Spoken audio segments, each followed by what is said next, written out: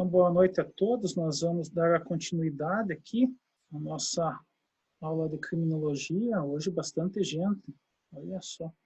Fizemos um mosaico aqui de 2 páginas. Acho que estamos no nosso recorde de público. Sinal que vocês estão bem dedicados.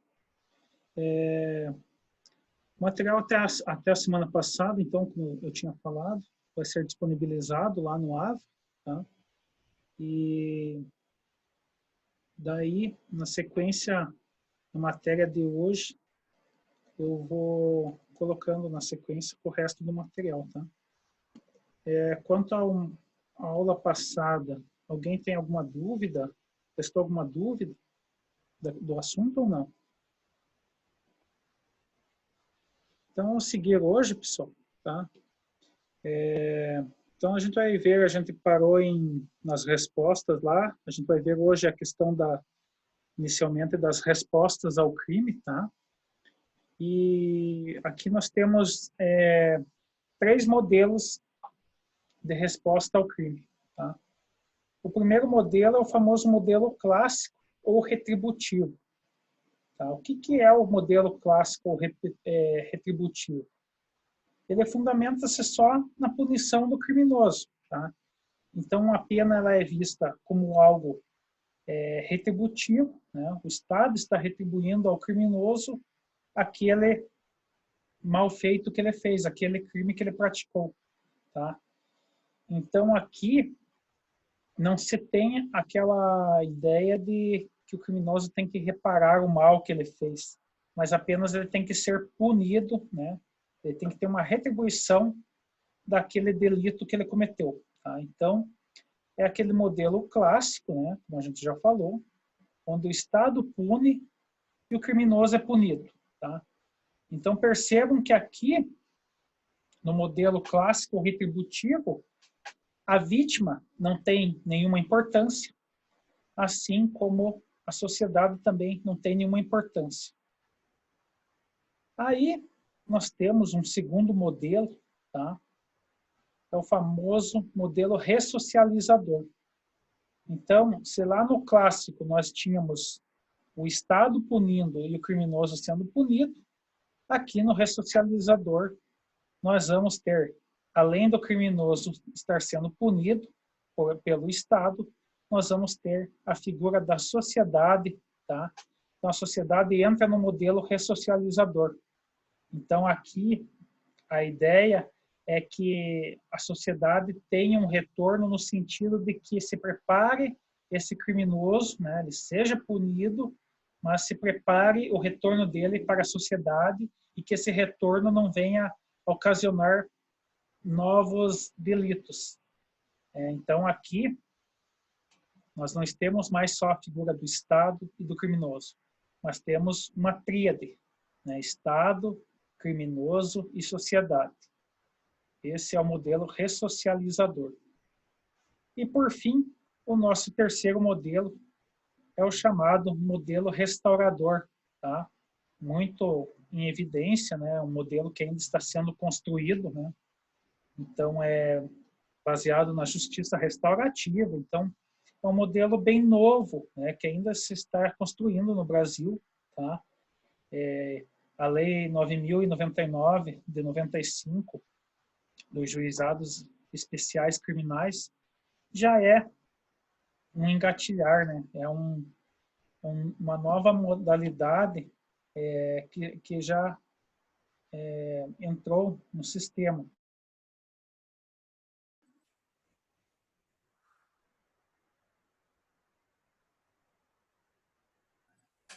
Tá, entrou mais um aluno. Desculpa aí, pessoal. Eu tenho que ficar aceitando agora aqui. Mudou o sistema do Zoom. Então, eu falava que a Lei 9.099, 95, dos Juizados Especiais, ela já vem com essa proposta de justiça restaurativa, tá? Então, nesse sentido, ela já é um avanço, né? Tanto para a época dela, mas ainda a justiça restaurativa, ela encaminha, né?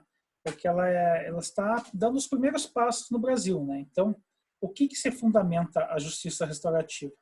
na reparação da vítima, tá? Então, na justiça restaurativa, o que me interessa é, na verdade, a minha vítima, tá? Então, eu parto lá daquele modelo clássico, onde só me interessava punir o criminoso, eu, Estado, puno o criminoso, aplicando a retribuição. Nós temos uma transição para o modelo ressocializador, onde não somente eu, o Estado, puno o meu criminoso e preparo o retorno dele para a sociedade, e a gente evolui para a última forma, que é o modelo restaurativo, onde eu coloco, né, a vítima como a pessoa mais importante nesse papel. Tá? E no Brasil, o modelo de justiça restaurativa, ele é aplicado, né, pela lei dos juizados especiais, né, temos algumas perspectivas ali, de transação penal, que vocês devem ter estudado, enfim. Mas o que ocorre? No direito penal em si, eu ainda não consegui implementar, né, a justiça restaurativa, por uma razão simples, né, eu não tenho previsibilidade legal, né, eu não posso chegar para uma vítima, né, eu não posso chegar para uma pessoa que foi vítima de um assalto, né, a pessoa foi vítima de um assalto à mão armada, né, o crime de roubo, tá? Eu não posso chegar para a vítima, olha, vamos negociar aí, o criminoso devolve o que ele roubou de você e mais uma indenização, tá, de tantos R$ 1.000 para reparar a exposição que você teve da sua vida diante da arma de fogo dele. Então, nós não chegamos ainda nesse ponto, né? Mas a ideia da justiça restaurativa é, no futuro, que as penas elas possam ter uma maior discussão e concordância da parte da vítima, né? É um sistema novo, ele acaba sendo bem interessante no sentido de que você não quer só saber da pessoa, vai ficar preso e tal, e acabou. Mas você passa a ter a ideia de que a vítima é o principal, né? É o principal objeto da situação, né? Aliás, nós temos que lembrar, né, que lá na questão do direito penal, né, todo crime, né, assim como tem a vítima, pessoa física, nós temos também, né, o Estado sempre como uma das partes sendo vítima, né? Então, todo crime, o Estado é sujeito passivo, né? Vocês devem ter estudado isso lá em Direito Penal 1, né? Em todo crime, o Estado sempre é a minha famosa vítima passiva, né? Nós temos a vítima direta, né, e a vítima indireta, o Estado. Até aqui, pessoal, tranquilo? Deu para entender os 3 modelos? Professor, como Oi. que é o nome dessa última, da justiça restaurativa? Como que é o nome? Modelo restaurador. Ah, tá. Obrigada. De nada. Então, vamos seguir, pessoal. Essas coisas que eu estou falando, tudo vai estar no material que eu estou fazendo um resumão para vocês, né? Então, vai estar lá mais fácil para vocês. Mas é evidente que eu vou pedir que quem não se inscreveu ainda lá no canal no YouTube se inscreva, que daí também fica mais fácil de vocês reverem as aulas passadas, estudarem para a prova propriamente dita, enfim. Vamos seguir aqui. Bom, nós vamos entrar agora na questão da evolução histórica, tá? Então, a evolução histórica, ela passa por várias etapas, tá? Então, a primeira etapa é o que se chama de pré-científica da criminologia. Então, aqui não existia um estudo científico, não se tinha a criminologia ainda como uma ciência. Então, tinha alguns estudos isolados, onde as pessoas estudavam o crime, outras estudavam o criminoso, tá? Mas não tinha, assim, uma concepção de formar uma ciência propriamente dito. Então, eram estudos bem vagos, tá? E essa etapa pré-científica ela é chamada também de escola clássica, tá? Então, a primeira etapa é a pré-científica, escola clássica. Depois disso, nós tivemos a evolução para a etapa científica da criminologia, tá? Então, vamos recordar do que já falamos lá, que teve uma obra, um livro chamado O Homem Delinquente, do Lombroso, e esse é o marco, né, teórico da minha etapa científica da criminologia, onde os estudos são direcionados à questão do estudo criminológico, tá? Eu não estudo mais de forma esparsa, mas eu começo a ver isso como uma situação própria do ser humano, tá? E essa fase científica, ela vai ter o nome de escola positivista, tá? Então, temos duas escolas. A primeira é a escola clássica, né, pré-científica, fase pré-científica da criminologia, e a segunda é a escola positiva ou fase científica da criminologia, tá? Quando que se dá isso? Bom, inicialmente, lá no século XVIII até o século XIX, nós vamos ter o que se chama de escola clássica, tá? Então, onde teve esse pioneirismo, tá? Então, não havia um rigor científico, tá? O que ocorria? As pessoas da época, os pensadores lá, eles estudavam as teorias do crime, mas sempre com enfoque em direito penal, enfoque na pena, tá? Então, os destaques da época eram o Cesare Beccaria, o Francisco Carrara. Então, eram pensadores que eles estavam muito mais ligados ao direito penal do que essa mentalidade de constituir uma nova ciência que é a criminologia. Então, por isso que ela é uma escola pré-científica, porque eu não tinha ainda, né, a concepção da criminologia como ciência autônoma. Isso só vai ocorrer na segunda fase, tá? Lembrar também aqui o que é importante vocês analisarem é a questão que o Beccaria ele escreveu uma obra clássica, tá, chamada Dos Delitos e das Penas, em 1764, tá? Então essa é um livro bem fino, tá, pessoal? O aluno não pode sair, né, não pode se formar em direito sem ter lido essa obra, tá? Então, depois eu vou passar bem certinho para vocês, mas é importantíssimo que vocês tenham contato com essa obra, porque ela é uma obra muito importante para todo o direito penal, né? Então, vocês, entrando mais um aluno aqui, então vocês têm que ter essa concepção de saber a importância, né? Esses clássicos vocês vão usar em toda situação. Só um minuto aqui, pessoal.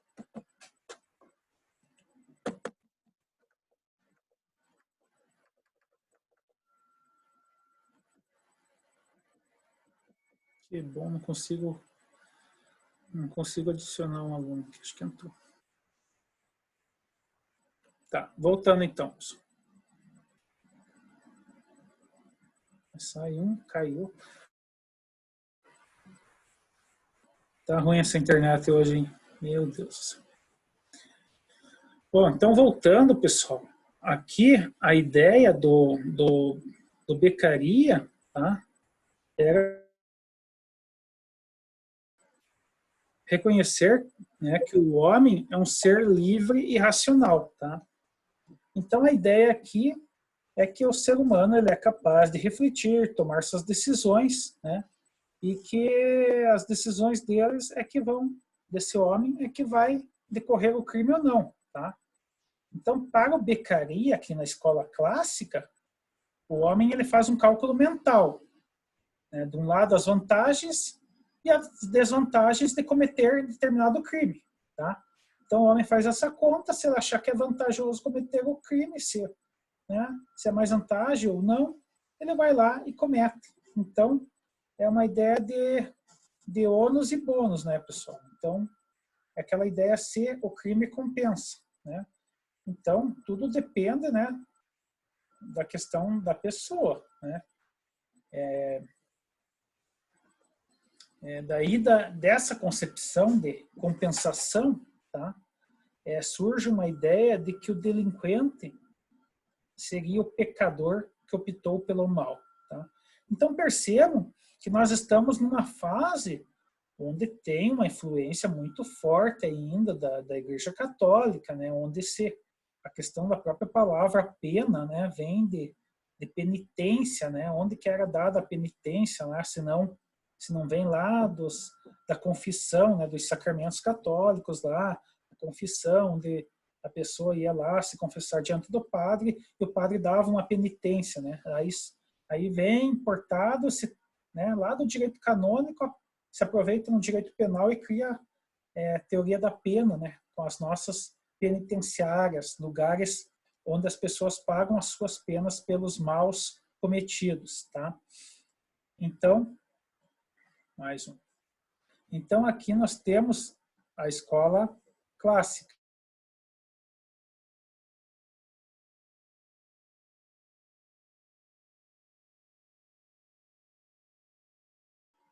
Estão me ouvindo?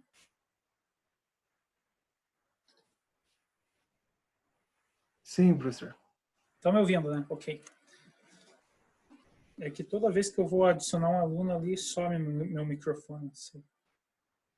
Então, assim, aqui a escola clássica, tá? Ela fica só na questão da racionalidade, tá? Então, assim,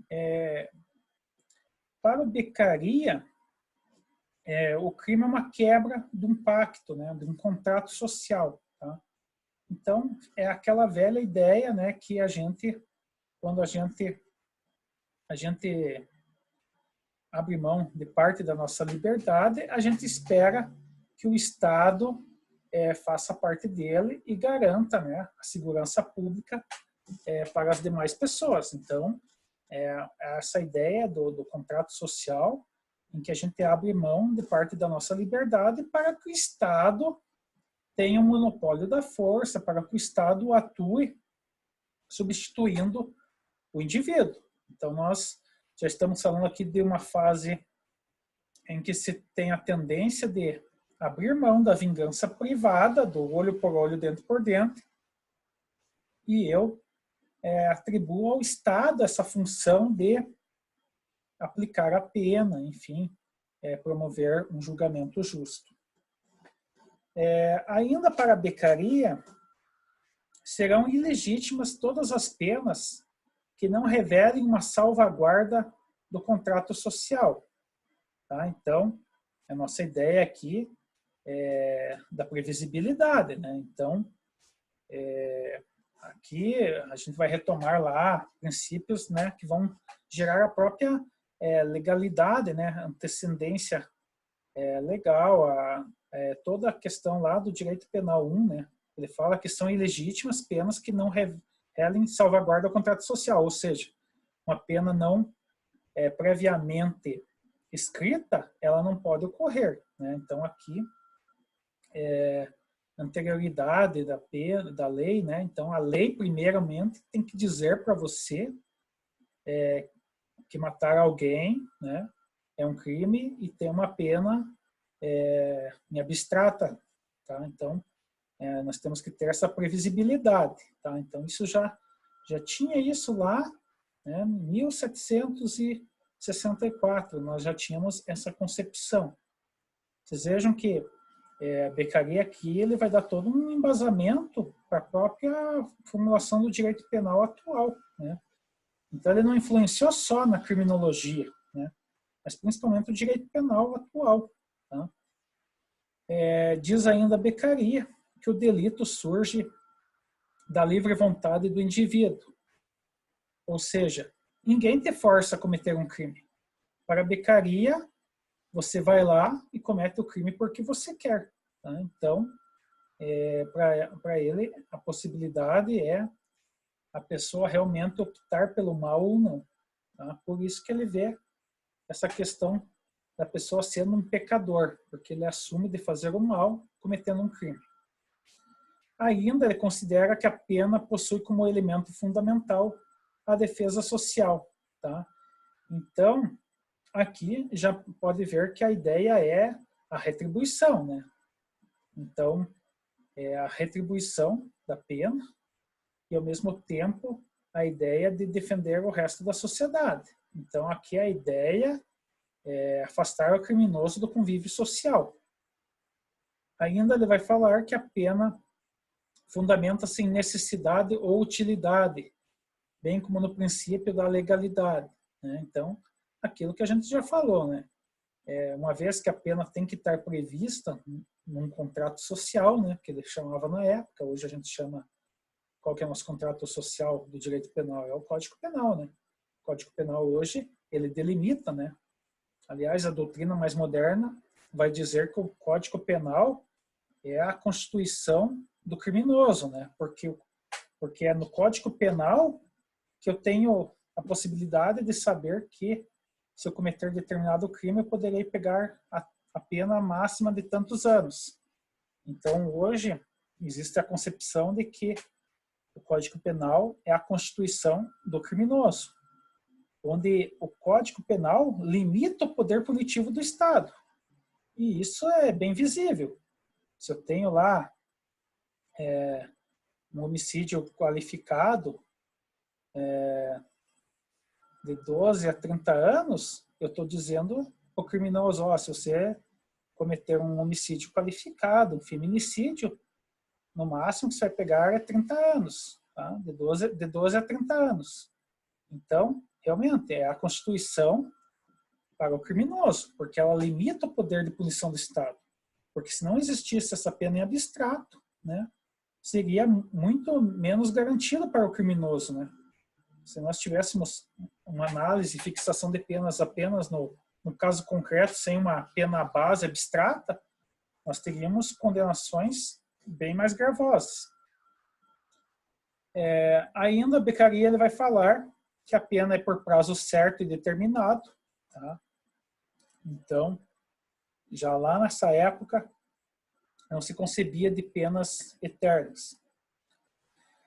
E a pena deve constituir um contraestímulo ao impulso criminoso. Ou seja, a pena não pode ser eterna, mas ela tem que ser suficientemente sentida pelo criminoso para que ele não queira reincidir, né? Para que ele realmente tenha a sensação de que não vale a pena cometer um crime, né? E que ele, saindo, cumprindo sua pena, não volte a delinquir novamente. Bom, eu vou passar aqui rapidamente algumas conclusões dessa obra do Beccaria, mas ressalto para vocês que é importantíssimo que vocês leiam, principalmente quem pretende fazer concurso público ou atuar na área criminal tem que ter o Beccaria como um livro de cabeceira, porque ele te dá uma fundamentação ótima. E se você for fazer júri, então, você sempre vai poder citar Beccaria, porque ele tem, digamos que um pouco de tudo. Tá? Então, seguindo lá. As conclusões da obra dele é que a atrocidade das penas opõe-se ao bem público. Tá? Então, as penas não podem ser desumanas. Tá? Ao juiz não deve ser dado interpretar as leis penais, ou seja, não se admite conceitos extensivos na cabeça do magistrado. A lei penal tem que estar lá escrita, expressa, para limitar o poder punitivo do Estado através do juiz. As acusações não podem ser secretas, tá? Então, deve-se conhecer, né, quem está te acusando e por quê. Tá? Isso aqui no contexto de 1764. As penas devem ser proporcionais aos delitos, evidentemente, já falamos por quê. Não se pode admitir a tortura do acusado por ocasião do processo. Tá? Então, isso aqui ocorria na época, né, pessoal? Hoje já superamos essa fase e a tortura ela não é admitível, né, em qualquer situação, né? A tortura, inclusive, um crime de tortura, ela tem como uma pena acessória, quando praticada por servidor público, a pena de demissão, né? Então, no serviço público, qualquer servidor público que cometa tortura, né, e ele tem como pena acessória a demissão automaticamente. Não precisa nem o juiz constar lá na sentença, né, se ficar evidenciado que, né, aquele servidor público cometeu um ato de tortura, ele é demitido. Ainda que o magistrado não coloque isso na sua sentença. Porque está na lei de tortura. Vocês vão estudar lá em Direito Penal Especial. Bom, ainda fala que somente os magistrados é quem pode julgar os acusados, tá? Hoje, evidentemente, mas lá tinha problema, lá. Lembre-se que nós estamos falando de 1764. O objetivo da pena não é atormentar o acusado, e sim impedir que ele reincida e servir de exemplo para que outros não venham a delinquir. Então aqui a dupla função na estatal presente até hoje, né, no nosso ordenamento jurídico brasileiro, né? Então a pena não é castigar fisicamente o acusado, mas impedir a sua reincidência. Então eu afasto ele do convívio social, ele vai ficar lá, vai refletir sobre o que ele fez. Enquanto ele estiver lá dentro, ele não vai cometer novos crimes e vai poder pensar, né, refletir sobre o que ele fez, ver que aquilo é errado, tá? E a questão dele estar lá isolado também serve de exemplo para para o resto da sociedade. Porque uma vez que eu vejo que uma pessoa que numa relação doméstica ocorre um crime de feminicídio, né? O cidadão discute que a mulher mata a mulher, né? Então, em tese, se eu ver aquele cidadão lá preso, em tese, eu, como restante da sociedade, deveria me desestimular a cometer qualquer tipo de crime, né, relacionado ao feminicídio. Então, aqui nós temos essa dupla questão, né? A prevenção geral e a prevenção coletiva, que vocês viram lá no Direito Penal 1, e também a retribuição, né? Então, nós temos isso no ordenamento jurídico brasileiro. A retribuição pelo mal causado, né, pelo crime. A prevenção geral, né, que é para toda a sociedade, né, a prevenção coletiva. E a prevenção especial, né, ela é a prevenção que incide no criminoso condenado para que ele se desestimule de praticar um novo crime e volte para o sistema, tá? Ainda a Beccaria, da sua obra, ele conclui que as penas devem ser previstas em lei, né? Então nós temos o princípio da anterioridade legal, né? Legalidade, enfim, vários princípios penais aqui. O réu jamais poderá ser considerado culpado antes da sentença condenatória, tá? Também temos isso no ordenamento. O roubo é ocasionado geralmente pela miséria e pelo desespero. Isso é uma conclusão dele na época, né? Então nós temos hoje, nessa questão, né, daquele furto famélico, né? Se ficar comprovado que a pessoa furtou algo para se alimentar, né, ela pode deixar de responder criminalmente. Ele fala ainda que as penas devem ser moderadas, que é mais útil a repressão penal e a prevenção dos delitos. Não tem sociedade o direito de aplicar a pena de morte nem de banimento. Então, isso aqui foi um avanço imenso. Em 1764, né, ele foi a voz que se levantou naquela época, né, indo contra a pena de morte, onde aquilo ocorria